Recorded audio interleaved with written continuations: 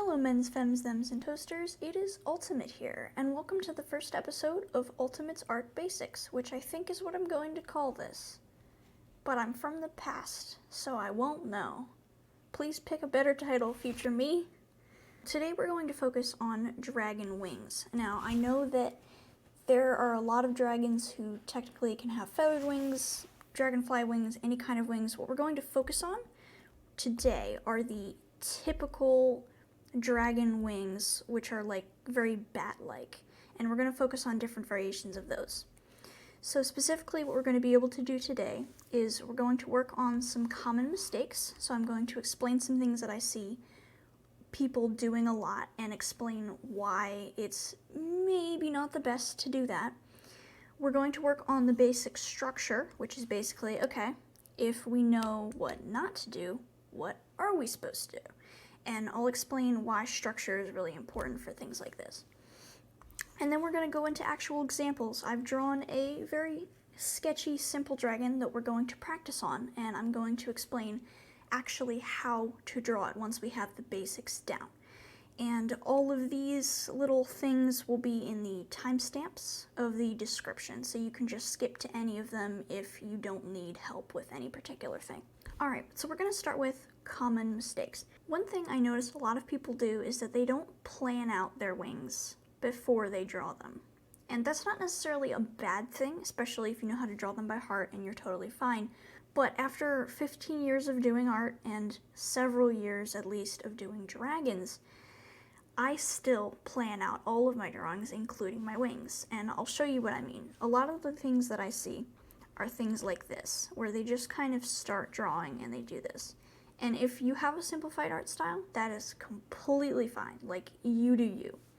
What I'm trying to say here is that when I plan out my wings, I work on things like this, where we spend a lot of time actually planning out how to do it.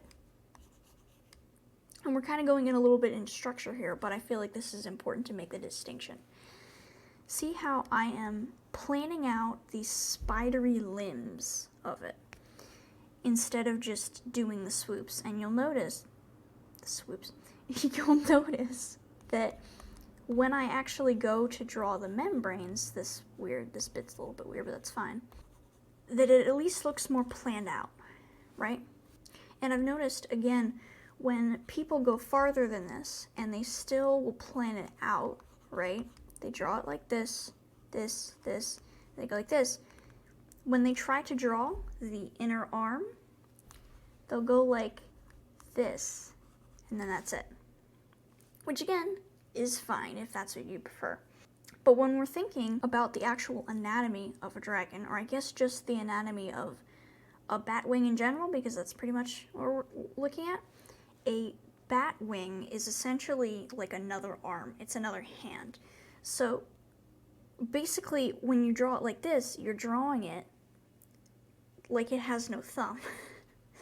So that's why you'll notice a lot of dragons, especially if we're thinking about like wings of fire and stuff like that, that's why they'll have that little claw there, because it essentially means that you have one thing here and then the rest of these little bits of the wing, they're all fingers. And then you'll notice that this looks a lot more smooth. It looks more anatomically correct, I suppose. And again, like, it's not bad to draw it specifically like this, especially if you have a simplified art style, you don't care about that stuff. But when it comes to drawing more detailed things, especially where the wings are in full view, they're extended out a lot, if you'd like to improve upon that particular bit, I think studying bats in general, or if you want to do feathered wings, studying different birds. Birds have amazing wings, lots of different types of feathers. I've seen several graphics too that have distinctions between them, like which ones are meant for gliding and which ones are meant for flapping really fast and getting lift and stuff like that. Like, the differences are really interesting, and in the same way that I encourage people who want to draw dragon bodies to look at things like panthers and cats, I would encourage people who want to draw wings to look at real life wings for inspiration, and you can just see how they're structured, how they're made. Looking at bone structures of animals can really help with this too.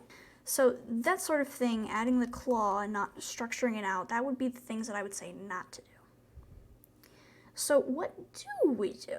Well, let us see. We're going to look at structure. So remember when I said a bat wing is basically like an arm and a hand? We're going to draw that real quick.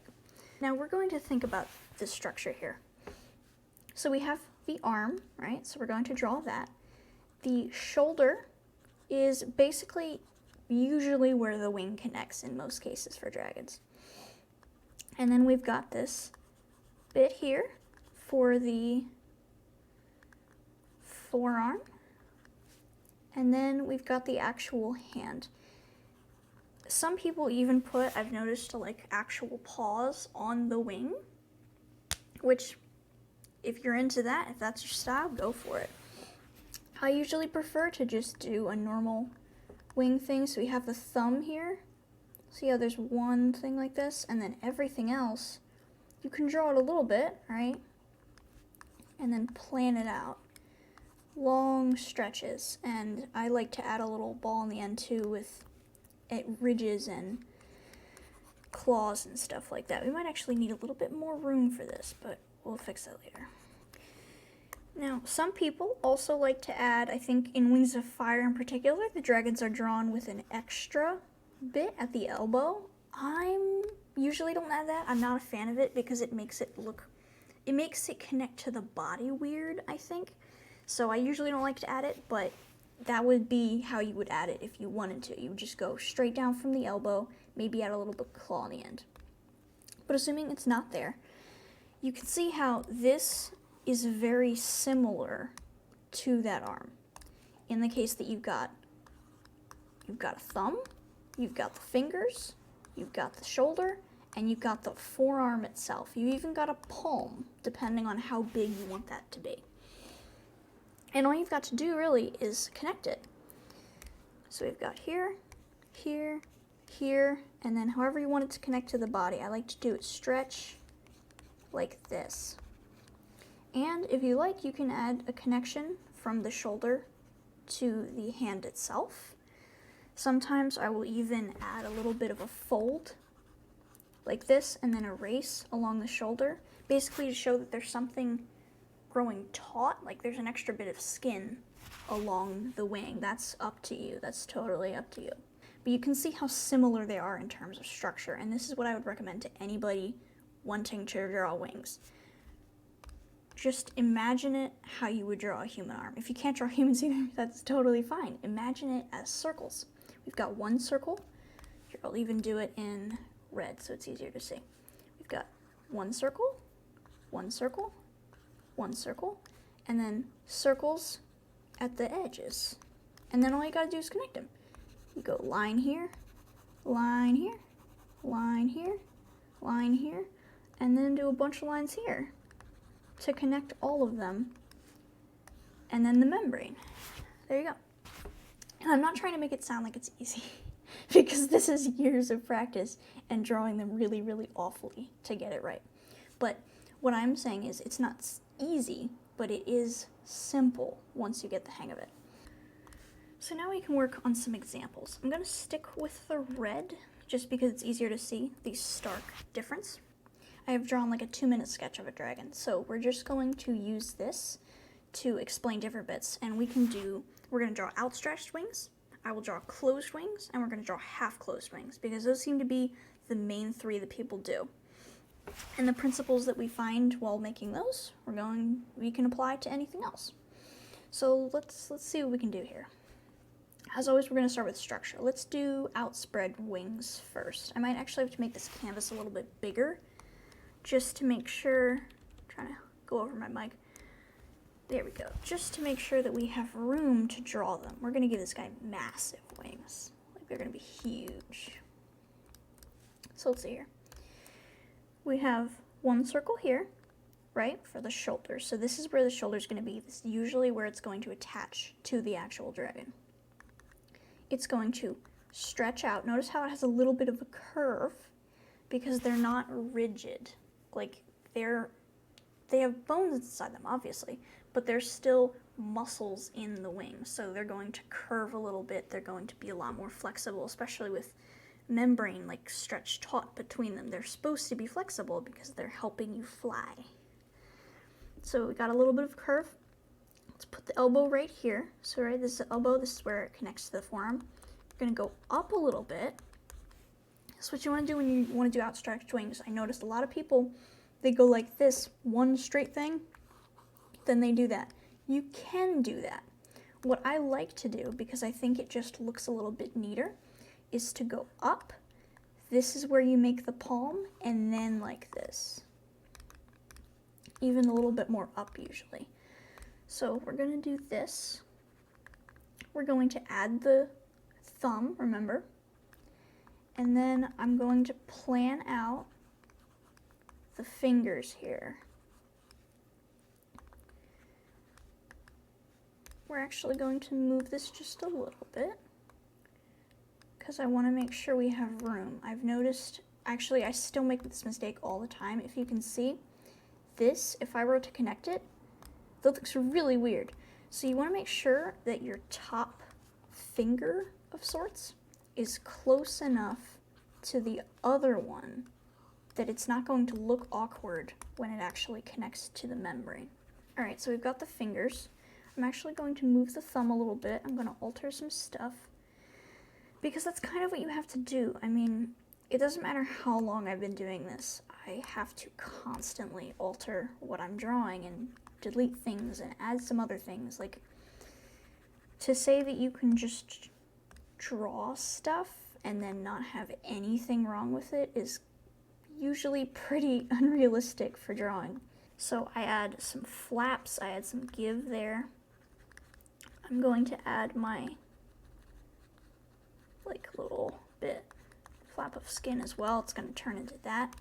See how smooth that looks, and that's what we're going for. We're looking for something that looks smooth and natural, that looks like it should be part of the dragon instead of just on it like a little attachment or something. This is where you have a lot of options. My favorite thing to actually attach is to go like this and attach to the tail. Some people prefer to have it much shorter. I'm not really a fan of this, but it really does depend on what your wings will be for. Like, are they flying? Are they for long distance flying? Are they just for flapping a couple times and then gliding? Like, that's the sort of thing you want to consider when you're actually making this. If you want to put that much thought into it, a lot of people don't care, and that is totally fine too.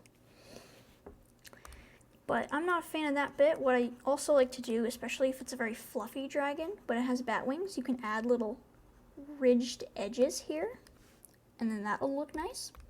You could also, I'm not really a fan of this either, but you could connect it like this and then go like that, and then you have a huge, like, it's super wide, so that's gonna help a lot with I think it's lift. I have not studied that very much because I don't really draw feathered wings very much, but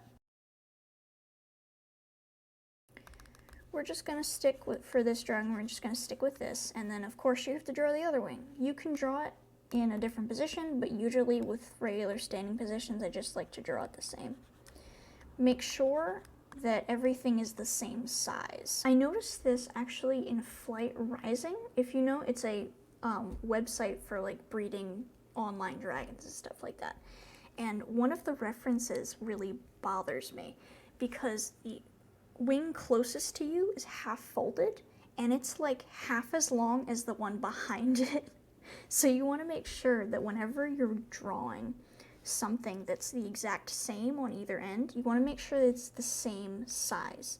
What about if you're kind of half closing them? This one is difficult, so we're going to walk you through that as well. As always, the shoulder, stretch, elbow, but instead of having it completely outstretched, we're going to kind of fold it over, and the claw is going to be here. But then we're going to actually draw this to show that it is folding over.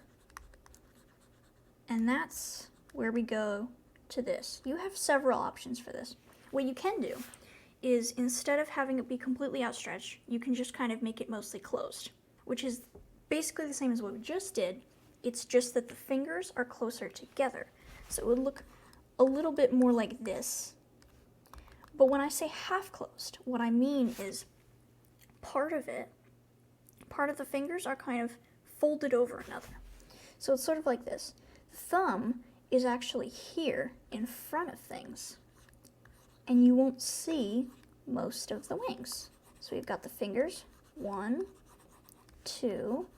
Oh, what's this? We don't see all of them because they're folded in such a way. Again, perspective. Some things you're going to be able to see, but things like this finger right here, it's hidden. So you would only really see maybe like 2.5 fingers here. And I think you can add another if you'd like, or you can just assume that the 4th is hidden somewhere behind this area. Either way, now you've got to figure out, okay, where is this last finger, the one that normally connects to the body? Where is that on the drawing? And that's where you're going to draw that line to connect it. So assuming that there's something, we'll say it's over here, we would draw from that point and use it to draw the membrane, like so. Or you can draw it, of course, like this, or in any of the ways that I showed you before. And sometimes it's going to look a little weird.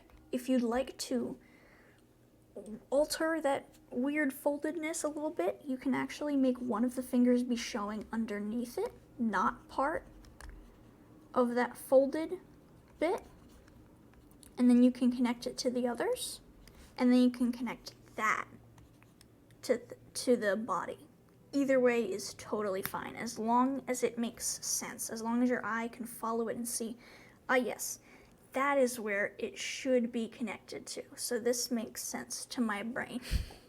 And then of course, we're going to draw the other one, and again, make sure that they are the same size, the same height, unless they're in a different position. So there's type number 2. Now what about if they're completely folded? You have multiple options for this. One thing that I see a lot of people do is just do it kind of My Little Pony style, like where they just do this and have nothing else. So they'll just kind of draw this and then do this. And that's fine, actually. This is one of those where you can get away with it a lot more because the act of folding such huge wings usually does hide a lot of things. The way that I like to do it, though, is to still draw the shoulder and the elbow and everything else, just to make sure. And this is one thing that I think is really important. It doesn't matter if whatever you're drawing isn't going to be shown in the actual drawing. It can really help with proportions and to make sure that they're correct, that your anatomy's all good, to draw it anyway.